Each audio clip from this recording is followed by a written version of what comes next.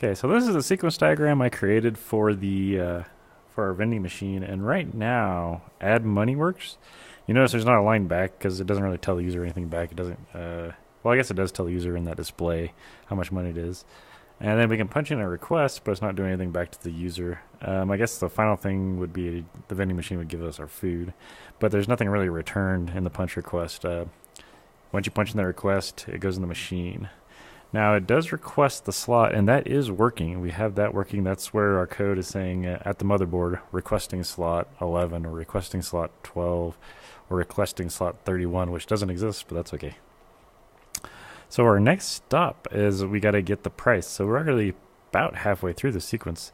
So you notice when the person selects, punches in a request, that selector is going to send the request to the motherboard.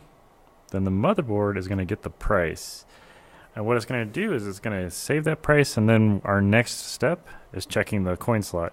If we have enough money, we're going to keep on going forward. If we don't, we're done. We're returned. So basically, yeah, if there's enough money to pay, then we're going to start dispensing food. If not, don't worry about that. And then when we get to dispense food, it's actually going to start dispensing the food. If there isn't any food in the slot, it's going to return a false. And if that's false, then we're not going to make the purchase. We're done. Otherwise, we will make the purchase where we subtract the money from the coin slot, and then the user basically gets their food because it's sitting there in the bin for them.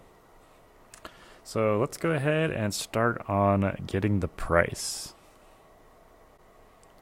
So one thing I'm going to do, I'm going to take all my slots and put them up in my vending machine. All right. And then I'm going to go ahead and on my motherboard, I could use an array here, but I'm going to go ahead and make it pretty easy. I'm going to have a private game object slot 11, private game object slot 12, private game object slot 13. So we got those slots that the motherboard knows about, and let's go ahead and set those up on our Unity side. So on the vending machine,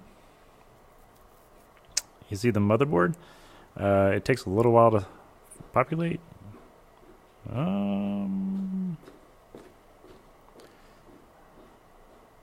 on. I might have to run it one time to populate that, so I'm going to run it. It ran. Did I not make those public? I didn't. I made this private.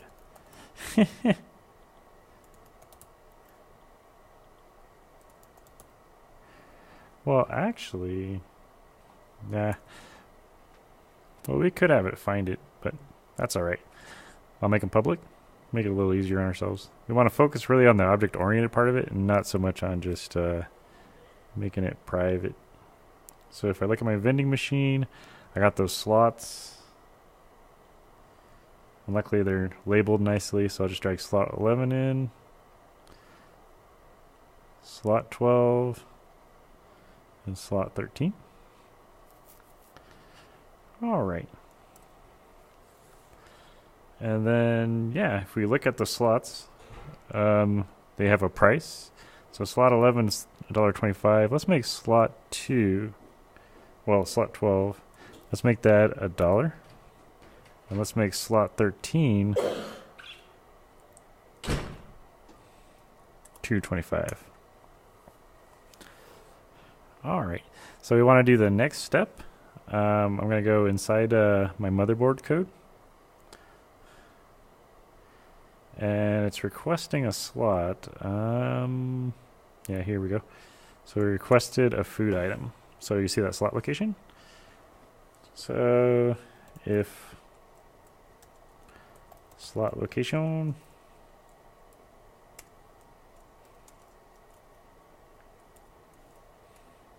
well, actually we'll do 11 first. And let's store this in a variable. So var price equals 0.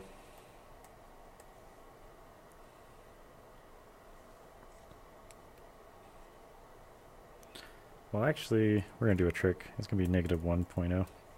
So it can't be a negative price. So it's going to act like it's kind of a bool. So if the price is negative 1, we requested a slot that doesn't exist. So price is going to be equal to slot 11. So slot 11. We got to get the component that has that data in it. So it's a food slot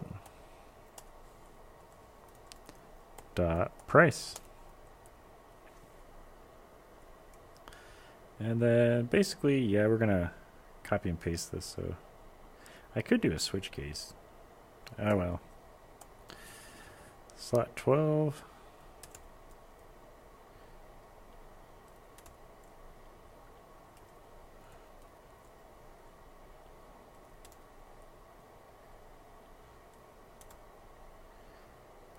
And then we're going to do a debug.log.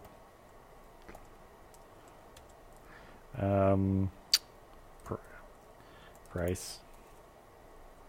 We'll say food costs price. All right. So based on our slot location, we're going out to the correct slot. So we're either looking at slot 11, slot 12, slot 13, and we're getting the food slot script. We're getting the price of that slot. Let's see if it works. I'm going to go ahead and play.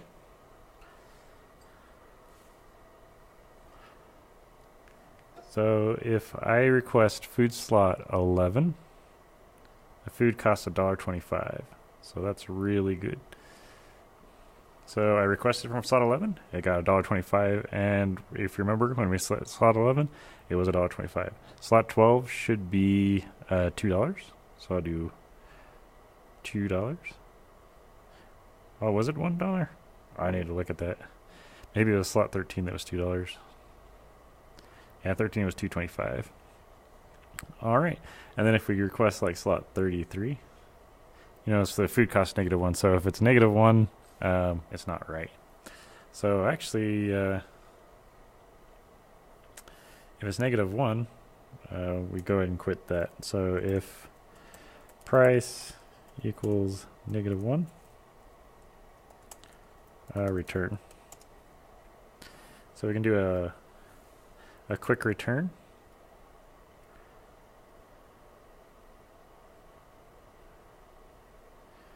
Oh. So that's given a warning because floating point numbers are really hard to be exact.